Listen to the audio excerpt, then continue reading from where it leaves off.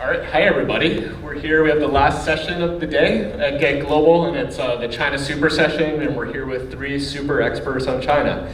We have Tom Doctoroff here, who's right here in the middle, Margaret Wong to my left, and Dane Chamorro to my immediate left. There's a lot going on in U.S.-China relations. I think we're here to talk about international business, but I think it's inevitable that when we talk about U.S. international business, we have to talk about U.S.-China business. And today, given everything that we have between tariff wars and a changing competitive dynamic landscape between our nations, there's a lot that we can talk about, and we have three experts that have spent significant time in the region who can provide a lot of perspective. So I'll start just by going to you, Tom.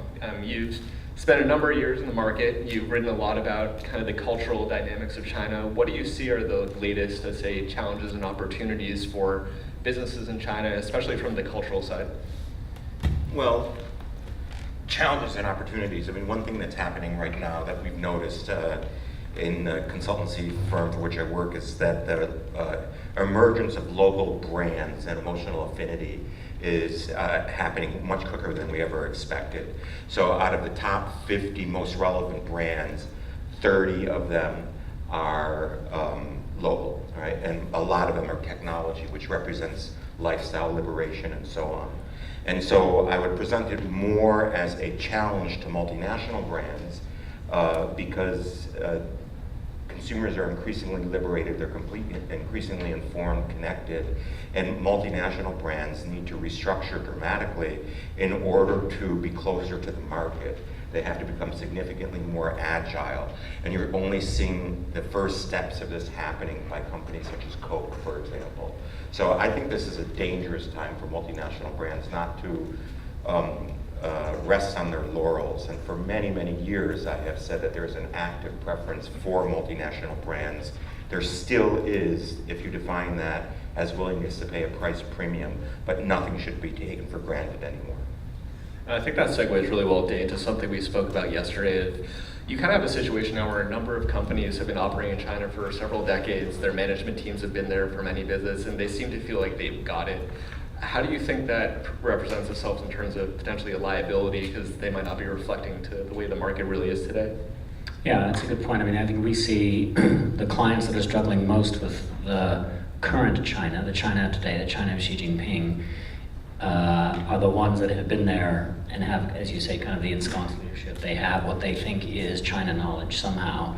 And Tom has probably seen this too, and Margaret as well, that they're in many cases struggling to adapt to the new reality of China. And some of that has to do with Xi Jinping. Part of that is just the fact that China in many ways is an emerged market, not an emerging market, right? So in many ways it has a sophistication of a developed market like Europe, the United States, or Japan, in terms of what consumers know of their rights, of connectivity, of brand awareness that Tom was just mentioning, that type of thing.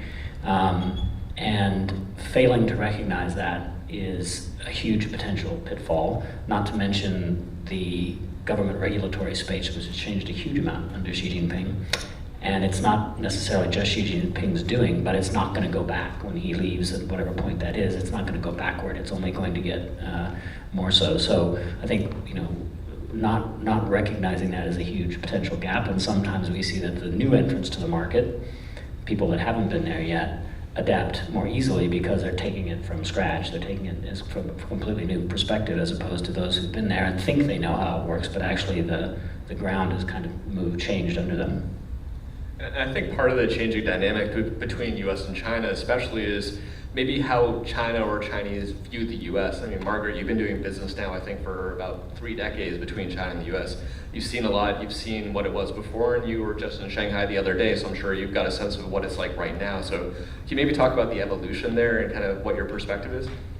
Well, of course, China have changed a lot, but the fundamentals of doing business of China is still about who you know to do business. And also, I also call it a follow the wind. That whatever the government decided they need, you better be on the line for doing whatever they ask for. So I just came back from Shanghai yesterday, and then I attended the CIIE show, which is a China International Import Expo. With my 3 decades of doing business in China, I've never heard China talking about import. Everything is export. Every show that we go to is all about export. You know, this is the very first time, very historical, that China is putting together the show, and it is a huge show. It is a very, very informative, a lot of content, many countries, over 140 countries came. And unfortunately, United States and California is not one of the very big booth. You know, we are only a very, very small presence because of the U.S.-China trade war. But I call it the government, the wind. The wind is going into import. So when they're ready to import, I think we need to be ready. Yeah, well, I think that's a really good point. Is you have kind of these changing dynamics between U.S.-China trade relations, but I think also our president, right? I mean, I think you also see a difference in view of Chinese like friends that I have or coworkers I had. They initially were very optimistic of having an American businessman lead our country. And Tom, when we were talking a few months back, we were saying, you know, that was the case, but now they kind of view him as, I think the words you said were like Bu Li Xing. Yeah. Could you maybe talk a little bit about that? Yeah, I think if there's, regardless of whether I'm going to start in the clouds, then land on the ground, right? Regardless of whether you talk about Taoism, legalism, Confucianism, the one key sublime thing in China is stability, right? And because stability is the platform on which progress is constructed. And there still is, by the way, faith in the central government to provide that stability as it navigates through a fairly delicate transition in terms of the structure of its economy. Now, I think, and when Trump was first elected, people just laughed at us, ha ha ha. Now we've got a big opportunity. We'll leave you in the dust. There is now a concern about his irrationality or his lack of objectivity or predictability. And again, the word that was used is Bu Li Xing, you know? And so I think that they consider the current administration very much a threat to an international order that they want to influence, of course, but they understand that they need to be complicit with it. So I think that there's some concern. And that's obviously stability especially for Chinese companies operating in China and the overall Chinese economy. But Dan, I mean, I think when we were speaking the other day, there's a bit of unevenness between American and European companies and their ability for kind of fair market access in China. Can you talk a bit about your client interactions? In terms of market access? Yeah. Well, I think it's, it's kind of all around. It's not just U.S., not just Europe, not just Japan. If you look at kind of what the public messages from the business community, generally speaking, it's China is less than ideal, right, in terms of market access, and that's certainly been one of the president's points is, we want more market access, which is absolutely fair, right? It's a lot of the things that they guarantee to do under WTO, et cetera, et cetera. But I think where it gets into a trickier area is when you go beyond trade, when you go beyond market access, when you go beyond IP rights, all of which are very valid. And he said this actually yesterday or the day before in one of his press conferences when he was talking about Made in China 2025, right? And he said, they've thrown that out now, they're not going to do it, yay for me, I've declared victory. That's not possible, right? It's China 2025, it doesn't matter what year you put on it, is essentially their plan for the next generation. This is not something that happens 2 years from now or 5 years from now. It's what their economy looks like a generation from now. And if you're saying to them, we want you to get rid of subsidies, and that's a valid argument. We want you to get rid of all these things, all the R&D, all the industries that you say you're going to dominate, et cetera, et cetera. You're essentially asking them to be a different country. And that's not going to happen. They can't do that, and they won't do that. And it's actually not even, to Tom's point, it's not really even logical to ask another country to do that. It's like asking Japan not to be Japan or the French not to be French, right? They have their own system. And they are tweaking that system, and it's difficult. Again, to Tom's point, it's like doing open heart surgery on a walking patient, right?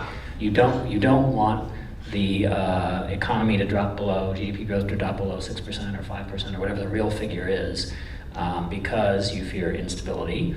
But at the same time, the economy has to transition, but you can't stop while you're transitioning it. It's an incredibly difficult thing to do, and it's actually the biggest risk, I think, domestically for Xi Jinping and for China is that he fails. If he fails to transition the economy, he's amassed all of this power, and when I talk to my Chinese friends, they say the big question is, what do you do with that power?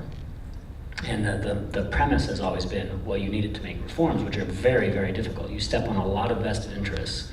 If people think about the size of the oil mafia, just take one sector in China, it employs millions of people. It spins off billions of dollars, right? When you step on that, you make enemies. Xi Jinping has a lot of enemies, and you can just replicate that sector by sector by sector, right? So yes, you need to amass power in order to make the reforms, but then you actually need to make the reforms. And if you just amass power and don't make the reforms, then you've missed a huge opportunity. So Margaret, back to you. I mean, it seems like this is a pretty delicate market environment to operate in. I mean, you've been doing a lot of business cross-border. What opportunities, despite this, do you think there are for American businesses to still do business with China? Are there ways to kind of get around, maybe with like cross-border e-commerce or other things? Well, it is a very difficult time right now because I myself, own a company that manufactures electronic lighting product for the last 3 decades. And we bring in 2,000 containers a year. And with the 25% duty, I mean, it's really going to hurt us. I mean, no doubt about it, it's going to hurt us tremendously. Not just us, but many, thousands of companies. And I think that I see there's already some shift of supply chain. A lot of the big companies moving over to Vietnam, to Brazil, to Mexico, and trying to think about a long-term plan, how you're going to get the supply chain going.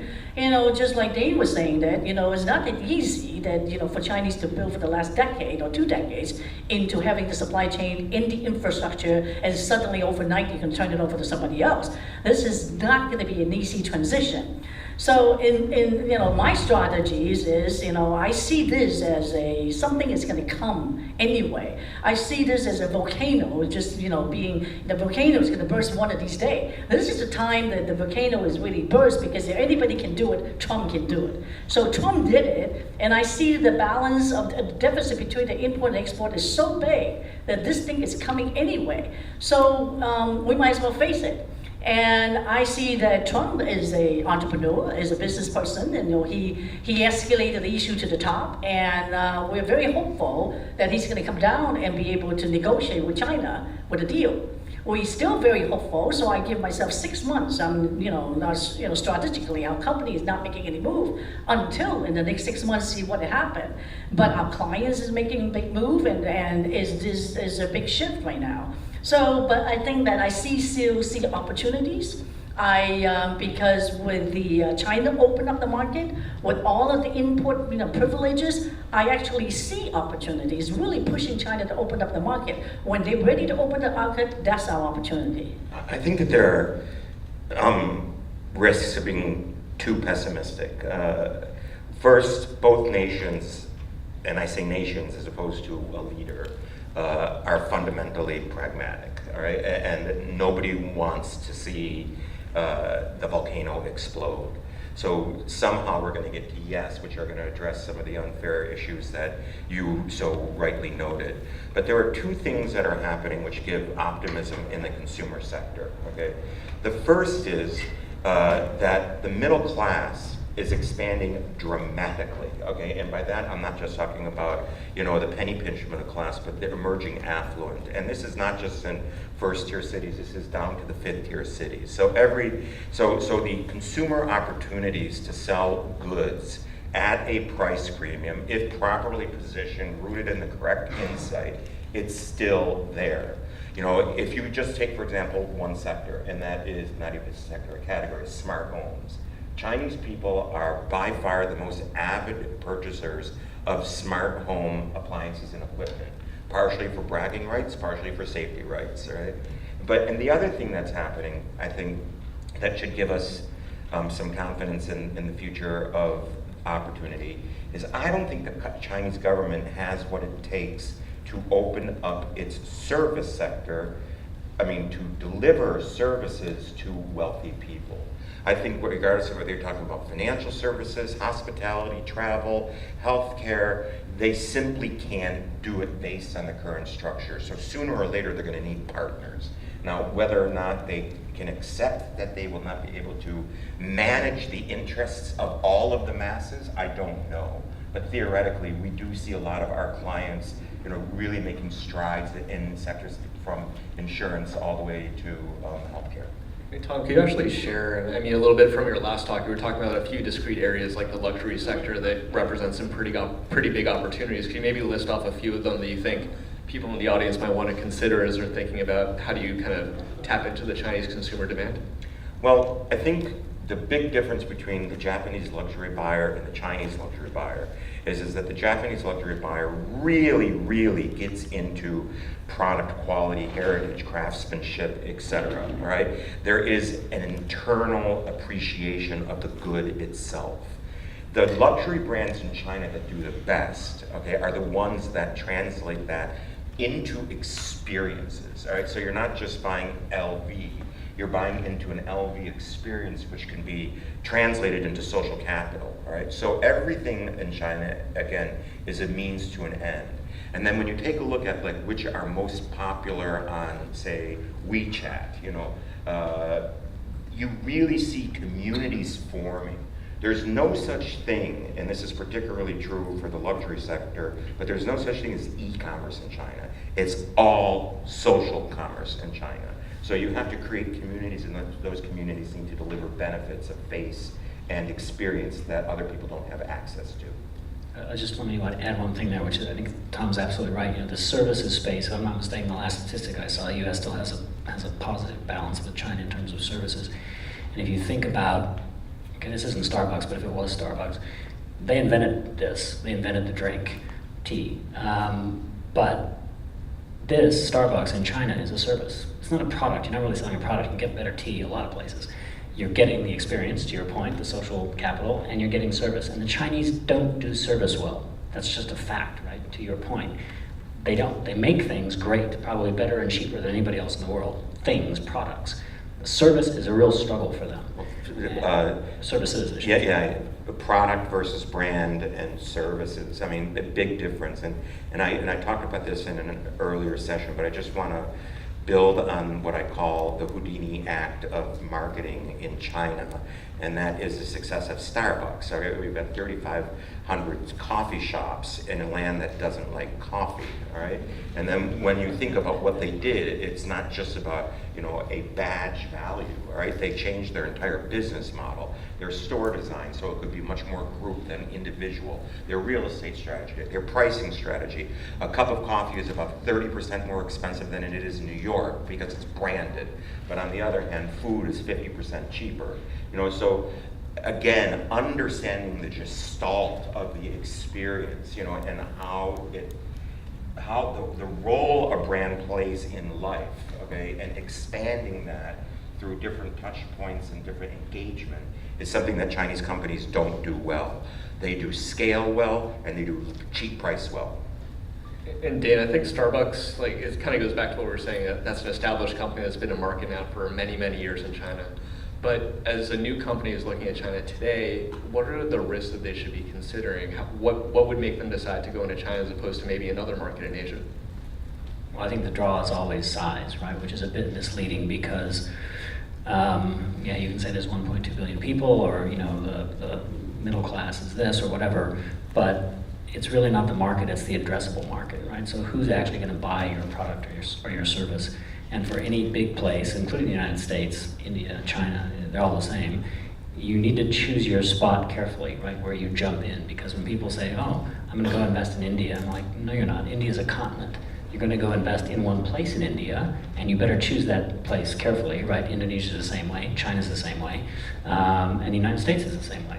So you really need to choose, and Tom's an expert at this, but choose your not only your spot, but your demographic, and realize what your addressable market is. And the other thing is that now, let's say compared to 10 years ago, the competition, your domestic competition in China is hugely different. It's much more sophisticated, maybe not in the services space, but if you look at any of kind of the historical progress, you think about things like Caterpillar and people like that, who when they went to China 25, 30 plus years ago, they were the only thing on the market.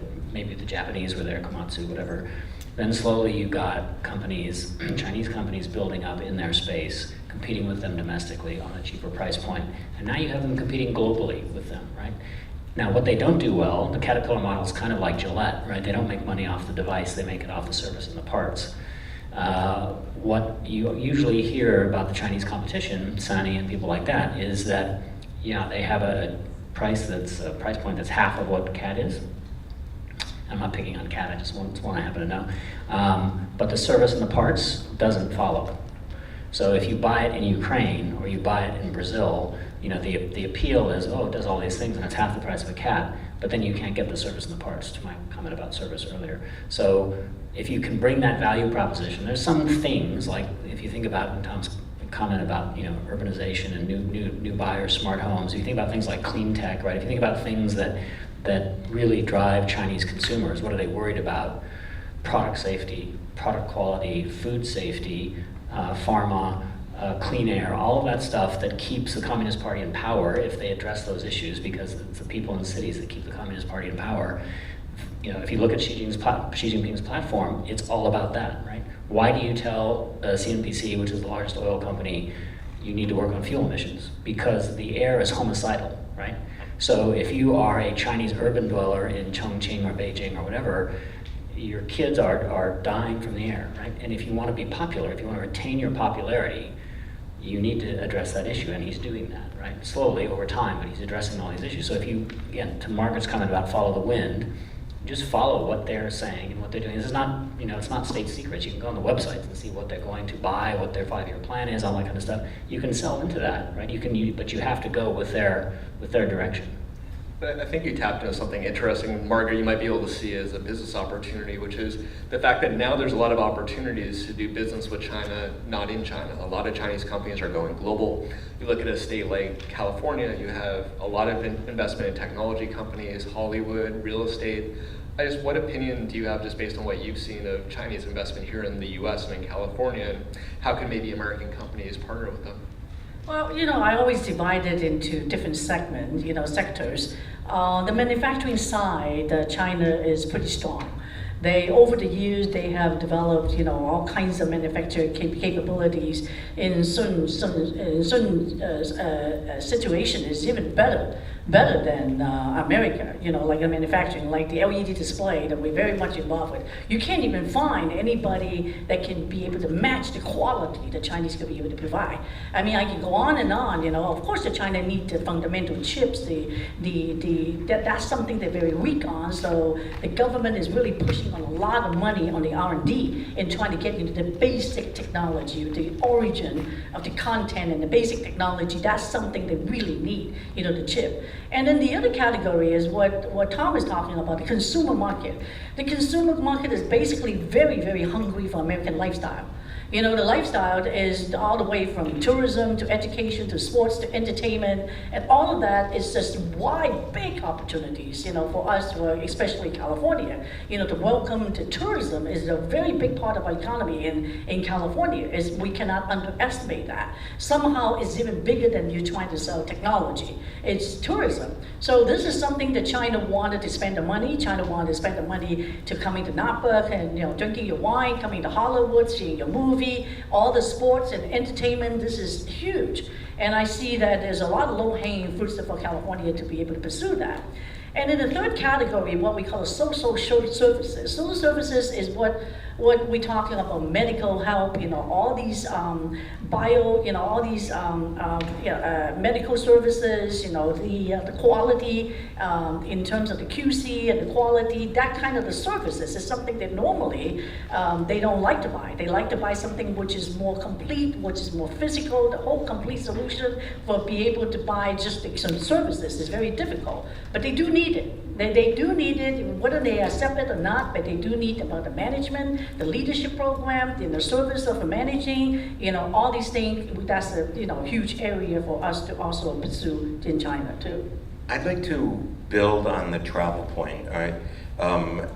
And I agree that the fact that 140, just get a little bit psychological here for a second, the fact that 140 million people are traveling in China with a per capita income of Japan's, when it was half that rate traveling as a percentage of the population.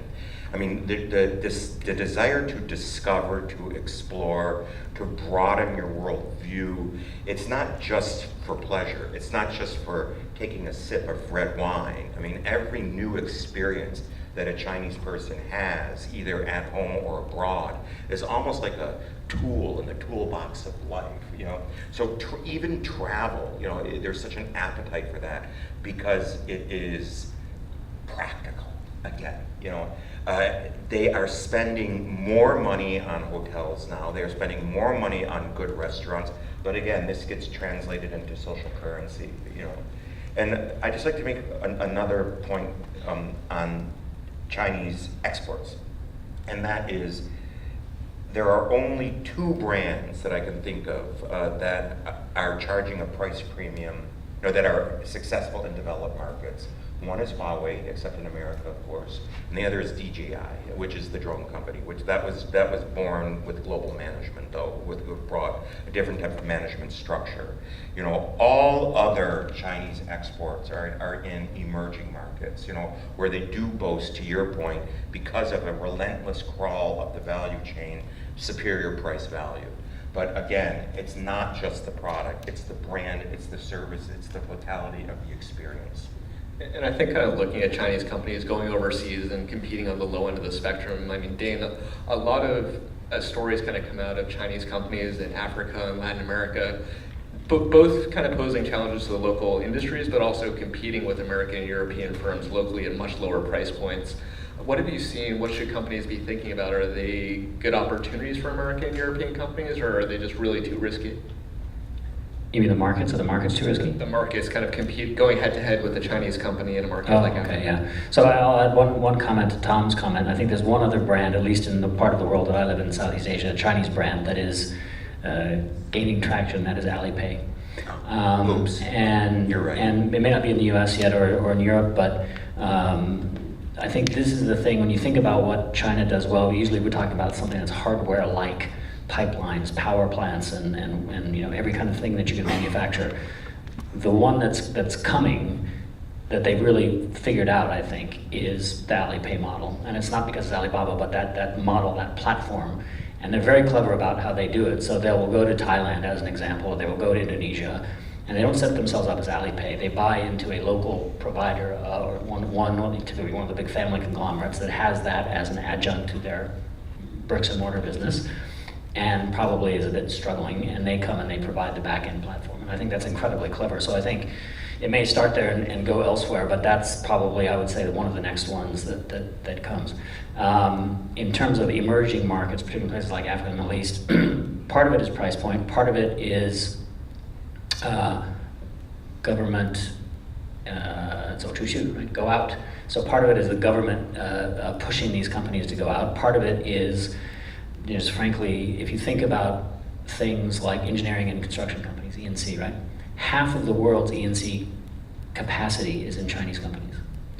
So, like most things, they kind of dominate the space. And although China's still building a lot of infrastructure, they're building less infrastructure than they used to in many ways. And so when they look out and they look at Botswana, or they look at Pakistan, or they look at Brazil, and the government is saying go, and at the same time, the government also, through their banks, particularly Chexim, the China Exim Bank and China Development Bank, is offering credit to these places, sometimes at their own detriment, but they are offering credit. It's hard to resist, right? If you're the government of, pick a developing country, and a Chinese company, rocks up and says, hey, we can build you a power plant to add to your grid in 12 months, and you don't have to have human capital because we're going to bring all of that, because most of these places don't have enough human capital. You don't have to have money because one of our banks is going to give you the funding. And a French company, a US company, a Japanese company hasn't knocked on your door in years. That's hard to turn down. Now the trick is you have to manage it, from the recipient's end, and this is where some of these countries like Pakistan, Sri Lanka, whatever, have got into debt problems, managing the debt that comes along with this. But if you manage it carefully, and some have, Vietnam as an example, Cambodia as an example, Thailand, if you manage it carefully on the recipient end, I kind of look at it as win-win. All these places need the infrastructure. They all need power, they all need roads, they all need bridges. Hell, we need that too. We should probably invite them to come do that for us. So it's hard to kind of, it's easy to kind of, from a political perspective, kick sand in the face of that. But if you look at it from a recipient, and certainly from the Chinese perspective, that's kind of a no-brainer. Yeah, but I guess, Tom, we talked a bit about the brand side from a corporate perspective, but some of these investments don't really work out and can negatively impact the brand of China. I guess, would you have any opinions on just Chinese influence and maybe, even though it might sound good to say you're going out with the One Belt, One Road and you're going to put all this infrastructure in place, if there is like a track record of broken projects and kind of all sorts of social miscontent, what do you think? I think that China has negative soft power in this world, okay? And I think that China has a transactional, mercantilistic relationship with every country it operates with, right? Which is why there is no genuine affinity amongst foreigners and even in emerging markets.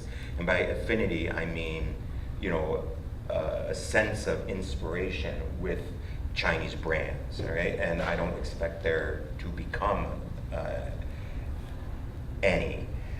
I personally think that until China understands, right, that it can not be as defensive and self-protective and engage with the world in a much more open way, then Chinese brands are not going to be embraced, and neither will Chinese culture for that matter.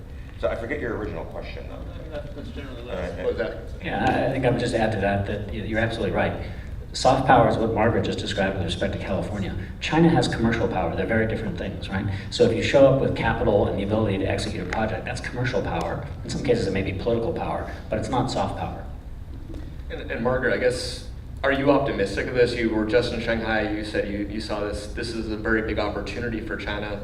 Are you optimistic of China's role on the international stage that continues to take more and more influence abroad?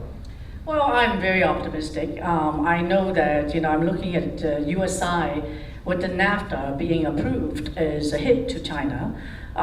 With the TPP is going to be approved, it's going to be a hit to China. And with the import duty, it's going to be a hit to China. But China, on the other hand, they were doing what they call it One Belt, One Road. This One Belt, One Road is a very complicated, concept that Xi Jinping really wanted to be able to expand the market to supply, become partners, build a relationship with the belt. Besides really transferring some of the concentration in the United States with many other countries, which is I think he's in the right track. And another major issue, I don't know whether you heard of the 2025. The 2025 is basically by 2025, China decided that everything will be self-sustained. Well, I would say everything, meaning that they could be able to sustain without buying from somebody else, not to talk about just export. And thirdly, I think the human asset is still very huge. Because you look at America, a lot of the product, even though they said, well, I'm going to put duty on it, you're going to make it in America, buy it in America, but there's a lot of product. America is not going to be making it, because if they don't make it, you're going to either make it in China or you make it, some other places, but still China is in a very, very competitive situation. It's going to take a long time for other countries to catch up. And I feel that this is going to be like, they're going to be, when they get thirsty, they're going to come. I'll give you an example. One of my clients is buying about $300 million of steel each year, in the United States. And when Trump decided to put the import duty on the steel and the aluminum, the United States company immediately went up the price of 10 to 15%. So the U.S. company decided they can't survive by buying made in the United States. So they decided to move the facility to Mexico so that from Mexico they're going to buy the steel from China. I mean, you figure out this vicious cycle. Whether it's work, it doesn't work. So sometimes you say, well, I don't want to buy from the United States. I want to create job buy from China. I want to create job in the United States. But the job cannot be created because basically they don't do it, or the buy and sell formula is going to make the prices going to go up. So you basically kick the business out of the United States. So this is something you have to. This is major shift. It's going to be very interesting, but I still see that the two countries need each other badly. And I think that is the fundamental. Right, they do need each other. Yin and yang, all right? Because I believe that, and this is sort of like the $64 million question, when it comes to innovation, right? There are two types of innovation. There's what you would call incremental innovation, which the Chinese are absolutely brilliant at, right? And then there is mold-breaking innovation. You know, I believe that for China to become self-sufficient in 2025 or 2030 or whenever, they really have to embrace mold-breaking innovation, which, as you were saying earlier, inherently represents a challenge to conventional ways of doing things. And so there are no Elon Musks in China. There are no Steve Jobs. You can't call Jack Ma a Steve Jobs. He just took a Chinese business model and made it, gigantic, Herculean even, right? So where is China going to make that great leap forward, no pun intended, that puts it at a developed market status, you know? And this is where I see China's ultimate limitation and America's ultimate strength. We are a bottom-up society, all right? We are powered by people who have the challenge to either be conventional or the freedom to either challenge convention or be conventional, right? But China is the ultimate top-down society, and that means that you're not going to have big ideas flourishing. Well, I want to also add on that I was just attending a economics forum that one of the top economics was saying that why are we creating job? You know, creating job that worked maybe about a couple of decades ago. In the United States, our unemployment is very low. We couldn't even find some of the labor to do certain job that, you know, that there's a big void of finding the right labor to doing a certain job. So, you know, it's not as much as creating job, it's more about creating wealth. Creating wealth in a global, you know, market that's what we are looking for. It's not just creating job. I know they're going to be shifting job. There's some people losing job because of China taking in, but they are increasing job if you move to another industry. So that was a very interesting, seminar that was actually put in by Department of Commerce. That they have tremendous statistics, and because I'm very active with the MBDA, the Minority Business Development Council. They offer these kind of export help to analyze your situation. Say farming. You know, farming is one of the areas that people don't want to get into the the low-end job. Everybody want to get a high-end job. So this is manufacturing. You know, a lot of manufacturing work will take a lot of labor. China's still very, very strong. All right, so I want to make sure we have about like a minute or so, a couple minutes for questions. But we're here, you said Jack Ma, there's a couple of days now we're going to have a pretty big holiday you talked about in the last session. What's the holiday and what should we be thinking about as we look at Chinese consumers? I mean, Singles Day? Yes. Singles Day, my phone is embarrassingly buzzing in my pocket and distracting me, all right? But I have a theory on Singles Day. Well, first of all, it started off maybe, 7 or 8 years ago as a shopping holiday for the lovelorn. It was retail therapy. Don't have a girlfriend, don't have a boyfriend, treat yourself to something on Taobao or Tmall, right? Taobao or Tmall? Taobao, yeah, sorry about that. But it has since metastasized, all right, into a declaration of national spending power, all right? And to me, when you generate $26 billion practically by a government fiat to say spend in 24 hours, all right, then I think that is a message to the nation and a message to the world. I think that it is basically saying, okay, we've got things under control. We know that it's a tricky shift, as you've said, from exports and manufacturing to services and consumption, and China is a consumption economy. So I think that it is reassuring on the deepest possible level. I also think, psychologically, that in China, ambition is huge on an individual level, but individual identities are repressed. So when people can say China is great, they say, well, I feel great too, which is why you are seeing a huge surge, right, in young generation nationalism. I want to echo that because I just came back from China and learned about Douyin. I don't know whether here people know Douyin. Douyin is like TikTok. You know, you just give you so many seconds, you have to show off your performance. If you get 1,000 clicks, you can get to the next level. And so on and so on. And then Wang Hong, I don't know whether you know about a Wang Hong. Wang Hong means that You know, if you get a movie star to showcase the chocolate that you want to eat, immediately everybody eats that chocolate. So I was thinking about California should have an icon, I don't know, Arnold Schwarzenegger. Oh, now you're an advertiser. Getting into the Dopong and selling, California product. That's the way to see that it's going to be the future, because they follow the star. What you eat, how you eat, what you sing, all these things. But they're getting smarter. It's gonna get into that mass media consumer, and then I guess that we Californians should have a lot of opportunities. Yeah, but sticking with the e-commerce theme, I mean, you must see a lot of Alibaba's influence in Southeast Asia. They bought Lazada. They have a pretty significant presence there. I mean, what's your opinion? Is this something that's just in China, or is this a regional phenomenon as well?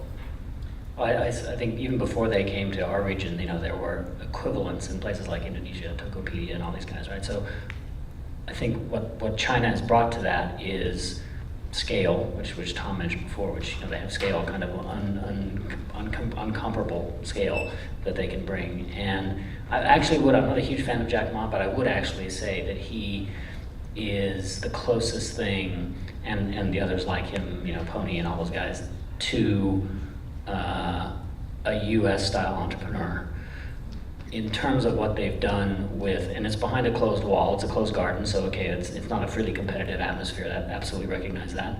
But I do think it's impressive. I think the trick is for foreigners looking at China is to understand that one of the things is that you have what we call SOEs, right, state-owned entities, and then you have SIEs. SIEs are state-influenced entities.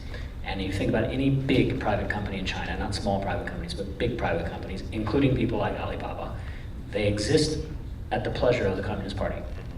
So Jack Ma goes to Hong Kong and buys the biggest print daily newspaper, the South China Morning Post. Now, there's a lot of things you can say about Jack Ma, but he's not stupid.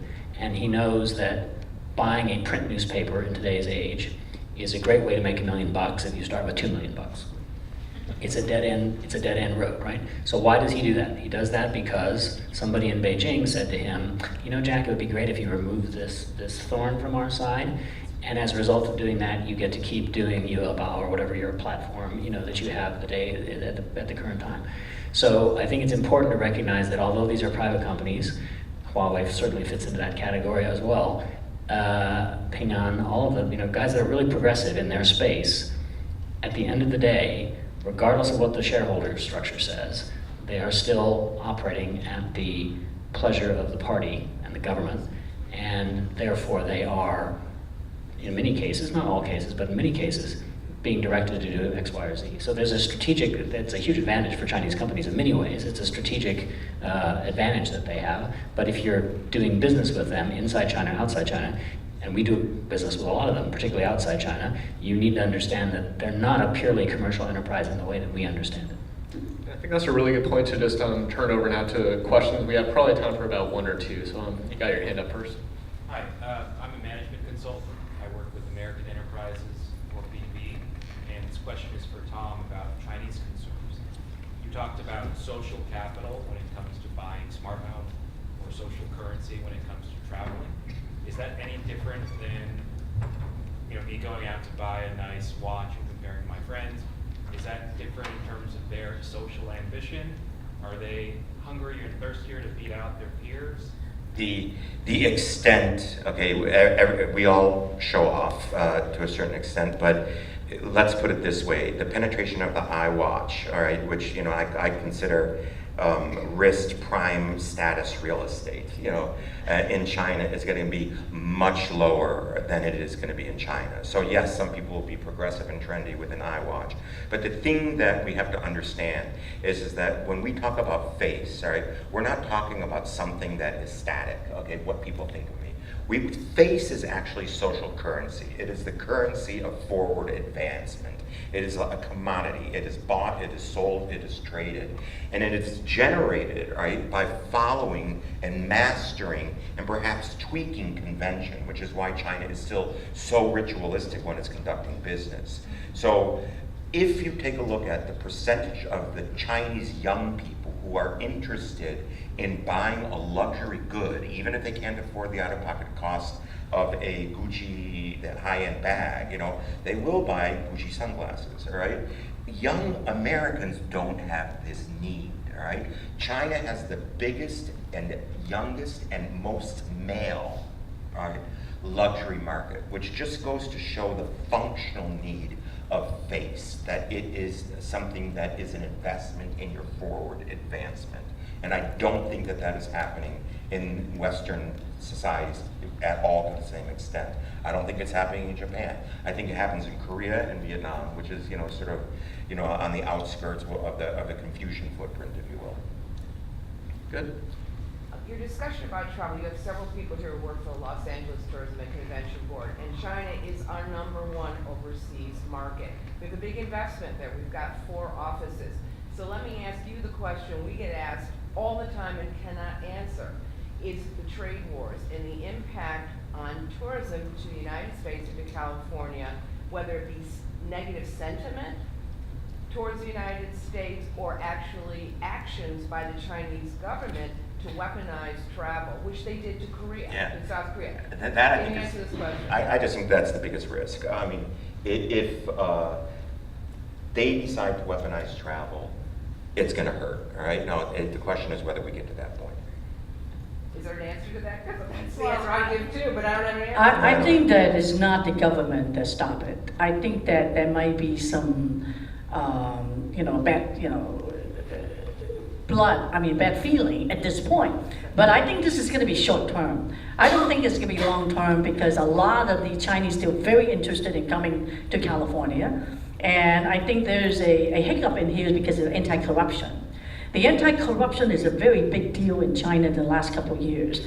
I mean, it is, a lot of the rich people are very afraid to kind of come and be able to show off or be able to go to a casino or to be able to buy a car or buy a house. And that is going to be something that is affecting a lot of these money being spent in here. But in general, I don't think, to answer the question, I and myself do not think it's the government stopping it. It's just that is all about the feeling between the two countries at this point. And I think this is going to be short term. And I will also say, on a completely qualitative, you guys are both so legitimate as business people. I exist on the fringes of legitimacy. In fact, I can't even say I do advertising. I have to say I'm an engineer of media-neutral, idea-centric participation platforms. All right? But in any case, I think that there's a natural affinity between the Chinese and Americans, even if we don't understand them, each other. We both have a love of scale. We both are ambition. We both, look high in the sky. So I think that unlike Korea or Japan, where there's natural tensions, that there's an affinity, and you notice that from the shows that they like and from how they are curious about, us and want to be friends with us on a personal level. Yeah, I think I would just add to that you're absolutely right. So there's everything tends to exist in my world on a scale, right? You say, what is corruption? Well, where does it fall on that scale? If you want to talk about a country that moves in lockstep as almost a monolith, Korea is probably the best example of that. If you go into any big Korean company and you see it, 12:50, everybody puts their head down for 30 minutes from now. Right? It's amazing, right? What modern Korea, South Korea is. Chinese are much more like Americans. They're very individualistic. They have a big scale, so yeah, when you have Singles Day, everybody buys. But if you, on an individual basis, they're much more like Americans and much more, I would say, much more individualistic than, let's say, someplace like Korea. So I think that creates this affinity. One of the reasons that Margaret was saying they all want to come here, and part of it is they don't want to show how much money they have so that they can come here. But the one thing I would add to that is the government is very sophisticated about the subtle messages that they send out. So you mentioned Korea, but they've also done it with Thailand. Not for political reasons, but because Chinese tourists keep drowning in Thailand in boating disasters, right? Because most of them don't know how to swim.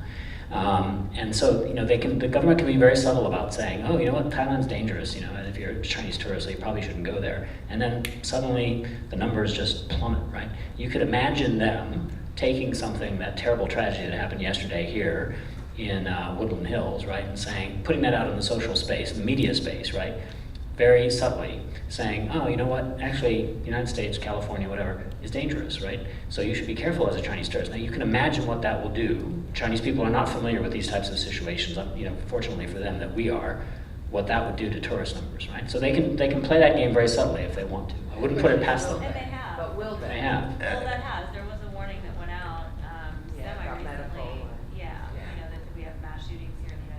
Yeah, I mean, they oftentimes, publicize the bad news, but as consultants say, and I've learned this since I've become one, just a little bit of a pushback, all right? I agree with you that they're, relative to Korea, Chinese are more into individual identity affirmation, all right?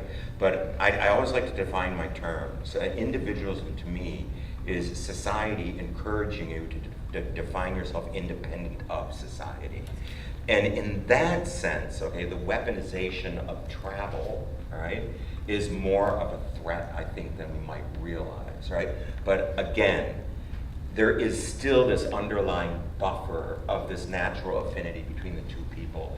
Chinese are in our midst. Chinese are amongst us, and we have integrated Chinese into American society very well.